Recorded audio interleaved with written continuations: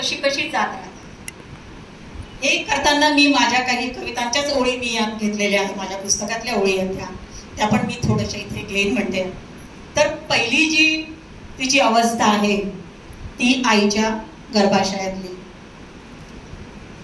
जेव्हा ती गर्भाशयात असते तेव्हा आईच्या रक्तावर, अन्नावर, श्वासावर ती वाढते आणि जन्म झाल्यानंतर त्या घराचा ती प्राण बनते. विशेषतः काय असतं की वडिलांना मुलगी जास्त जवळची असते, कारण कदाचित असं असेल की आईसारखी रागवते, असं करू नको, अशी वागवू नको, असं कर, त्याच्यामुळे तिला कदाचित ते जड जात असेल. आणि वडील रागवत नाहीत, सहसा रागवत नाही, त्यामुळे ते तिला जवळचे वाटत असते. पण जसं जसं तिचं वय वाढत जातं, ती मोठी होत जाते आणि विशेषतः लग्न करून जेव्हा सासरी जाते तेव्हा तिला आई कळते, आईने घरासाठी काय केलंय, तेव्हा आई अशी का वागली, आई रागवत का होती, हे तिला तेव्हा कळतं.